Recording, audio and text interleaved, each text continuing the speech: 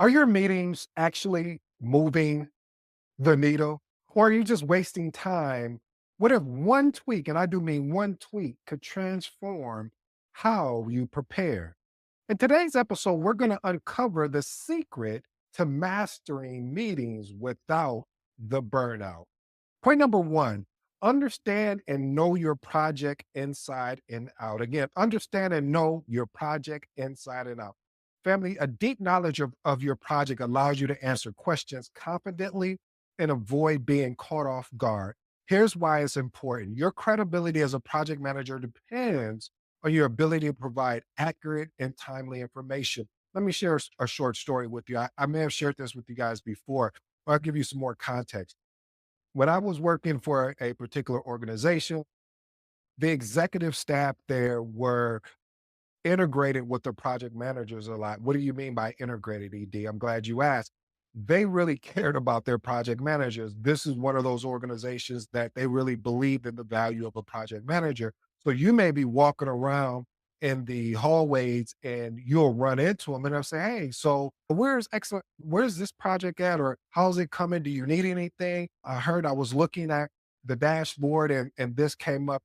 And if you couldn't speak to it, that means that you really weren't paying attention to your project. So it's important to really understand your project inside and out. On a daily basis, you should be doing that. Here's my actionable tip.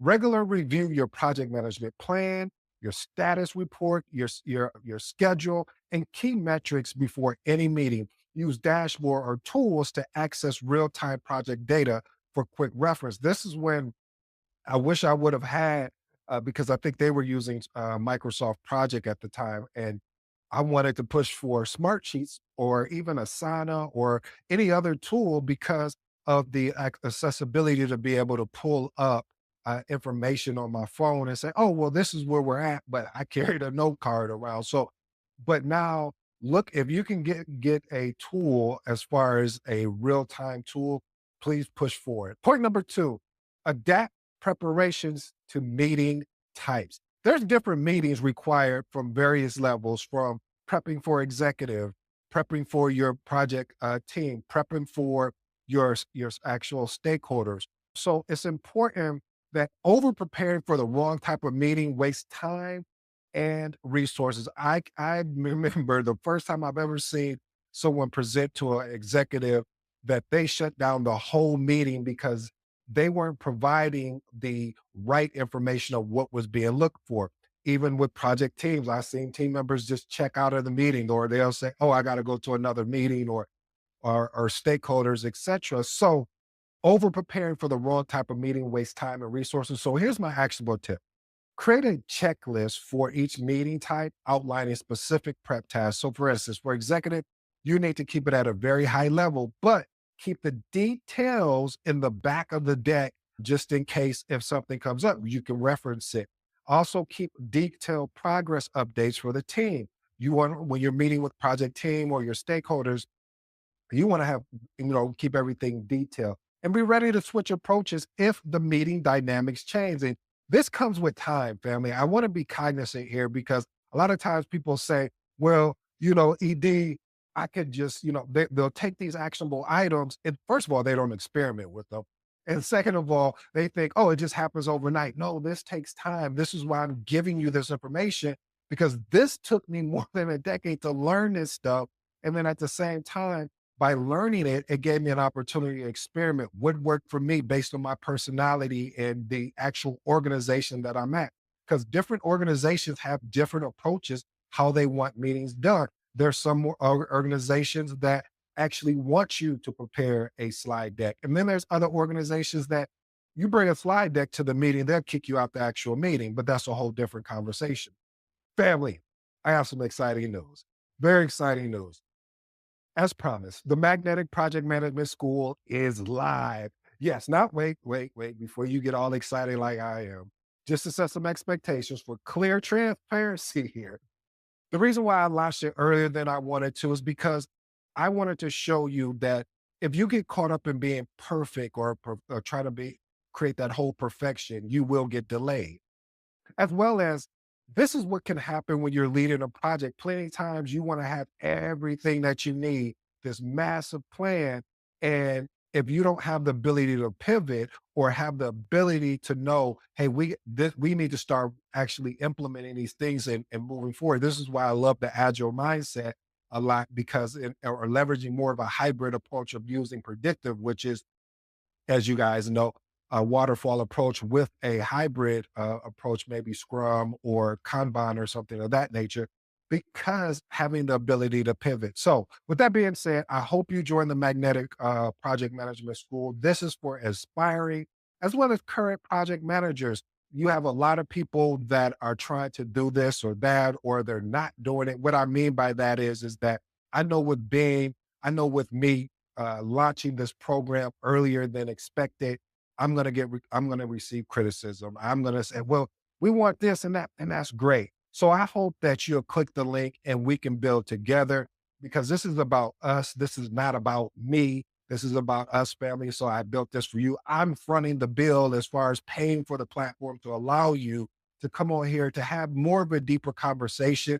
And for those that are looking for premium training with regards to one-on-one coaching or helping them improve their projects or they're getting ready to sit for a certification, we're going to have paid programs for that as well. So again, join the Magnetic Project Management School. It is live. The link is somewhere in the description. Check it out. I think you'll enjoy it.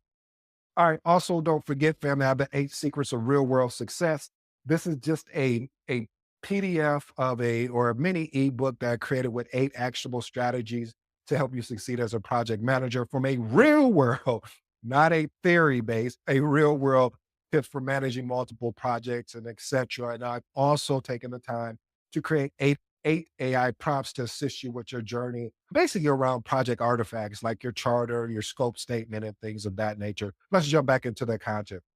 Number 3, ensure necessary participants are prepared.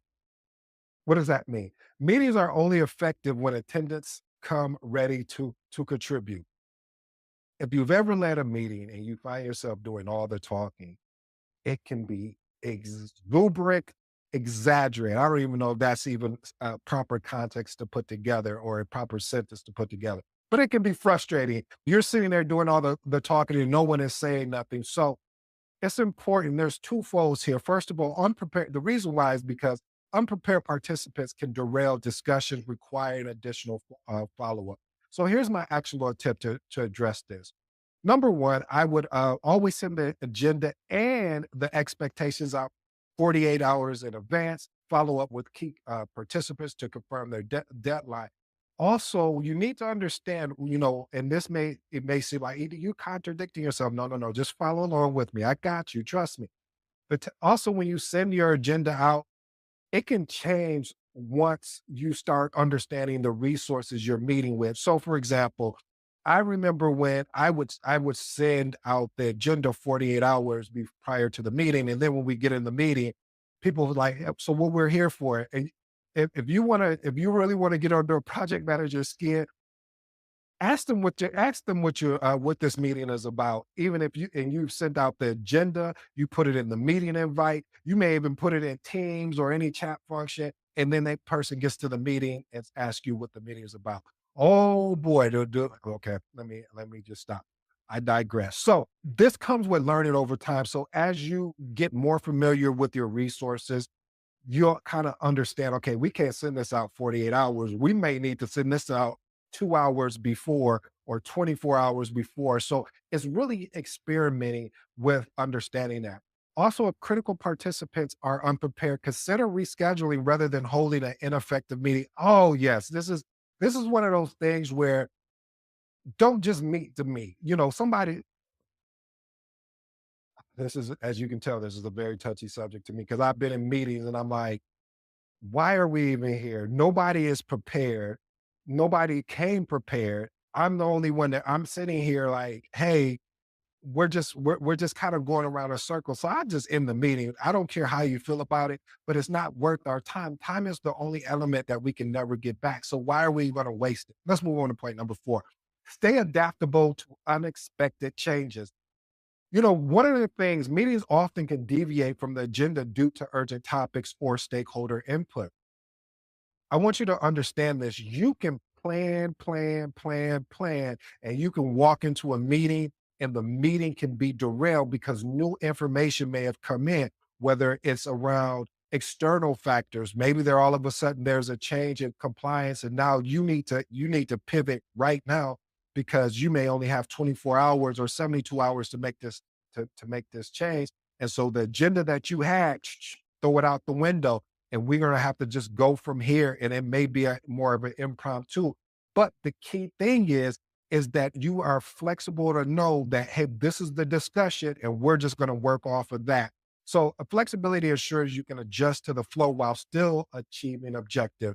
Here's my actionable tip.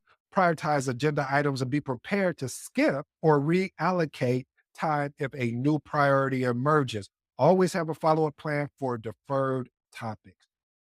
Point number 5, set time limits for meeting preparation. Family, if you spend too much time on prep, it will diminish the time available for other responsibilities. What do you mean? Well, you're going to need to follow up to understand where the project is at. If this, if this key stakeholder or project team member has done what they said that they were going to do, basically they made a commitment to do something. Did they do it or did they not do it? So you wanna start, and this again comes with time. It's not gonna be something, especially if you have less than, I don't even want to put a time frame on it because some people pick this up faster than other. And just because you don't pick it up faster than other, that doesn't mean you're behind. Because if you're someone that is, let's say you start in an organization and you go to a different organization, organization A is not going to do it like organization B. So again, if I was to walk into a new organization, I have to learn all the things that I'm sharing with you all over again because these are new people. This is just a new environment. So it's important, family, that we understand the importance of not spending too much time on prep, but being prepared enough that if any point you can pivot. So this is important because boxing ensures a balanced approach to preparation. Here's my actionable tip. Use a timer to cap prep time, prioritizing high impacting tasks. As we know, one of the agile minds, the principles of agile is providing the customer with the highest value. That's the number one priority. So I like to take that as leading a predictive project as well. So actionable tip, focus on key deliverables that align with the meeting's objective. Point number 6, learn from each meeting. This is important. Continuous improvement ensures prep time becomes more efficient. You hear the key word, more efficient. Why is this important? Evaluating what worked and what didn't refines your future preparation. This is why I said that this is going to take time for you to understand, not a long time, but experience, meaning going to different meetings. It helps you refine your meetings and to get better. Here's my actionable tip. Solicit feedback from attendees about the meeting structure and be an effectiveness. Use retrospectives. And if you don't know what a retrospective is, from a predictive standpoint, this is what we normally use as our lessons learned, but we wait until the end. With retrospective on a Scrum framework is more or less of saying, hey, at the end of each sprint, we're going to discuss what went well and what did not go well. So at a meeting, you want to be able to do, hey, what went well and what did not do well, and then apply the changes proactively. Point number 7, prepare for resistance or pushback. Again, prepare for resistance or pushback. Disagreements can arise, especially during decision heavy meetings. Why is this important? Anticipating resistance allow you to address concerns calmly. You know what I always talk about, family? Focus on the solution, not the problem. We're going to glance at the problem, but we're going to put everything that we have, including the kitchen sink, on the actual solution. So here's my actionable tip. Prepare data or examples to support your recommendation. Use active listening to validate concerns before offering solutions. Point number 7, understand stakeholder priorities. Each stakeholder values different aspects of the project. Even project team members value different aspects of the project. So addressing these priorities ensures engagement and alignment. Here's my actionable tip. Review stakeholder communication plans and adjust prep based on the individual needs. Use stakeholder specific examples to demonstrate impact. Family, again, as promised, the Magnetic Project Management School is live. And again, just to set the expectation, because I want to be crystal clear, I always talk about lack of expectation comes from frustration, meaning I'm frustrated because you promised me you were going to deliver this amazing experience and it was blah. So I want to be very transparent. We have just launched and we are going to iterate as we continue to grow. As I learn from what you guys need, we will build that as we continue to grow. I don't want to put a bunch of stuff in there.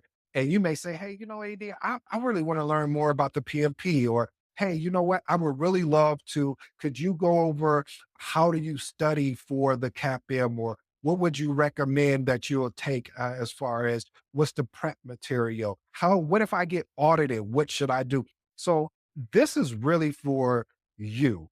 I'm telling you, thank you for giving me an opportunity to stand in front of this camera day in and day out, and you subscribe, you like, you listen to the podcast. I am grateful for that. So this is my way of saying thank you. And of course, we will have premium paid training that is going to be part of it. So if you want one-on-one coaching or any type of training, I'm going to be here. Hey, even life coaching, I will be here. I'm coming to serve. So if you want to join, the link will be in there. Let's get into my three transformational remarks. Number one, ensure necessary participants are prepared. Again, like I said, unprepared participants can derail discussions, require additional follow ups. I'll give you one actionable tip on that because we shared the others. Share agendas and expectations at least 48 hours in advance. Follow up with key participants to confirm their readiness. And a key thing is, family, you really won't know what that time frame is until I always recommend starting with 48 and then either decrease, meaning going to 24 hours if you see you're not getting the attention that you need, or maybe you got a really responsive team and you may be able to send it out 72 hours, but the minimum is actually 48. Number two, adapt preparation to meeting types. You can't go in every meeting the same.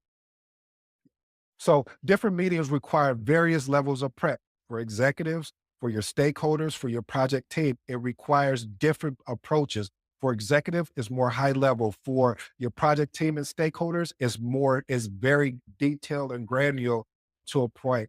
Uh, and my last and final one, which is the biggest one of all, which we started today's episode with, is understand and know your project inside and out. You have to have deep knowledge of your project because this will allow you to answer the questions confidently. So there will be no such thing as being caught off guard. You'll be on guard and you'll be waiting for those questions to come in. My actionable tip is constantly, and I mean constantly and consistently, regularly review your project management plan, your status report, and your key metrics. Well, family, I hope you enjoyed today's episode. And again, I'm super excited. I'm going to keep telling you over and over till you say, all right, we got it. The Magnetic Project Management School is available. Well, the Magnetic Project Management School is available. I hope you come and join me. I want to learn from you. I hope that you were willing to learn from me because we're in this together, this thing that I love, that I hope you fall in love with called project management. I go by the name AED. For all you smart and intelligent folks out there listening, that just simply means Ed. Until next time.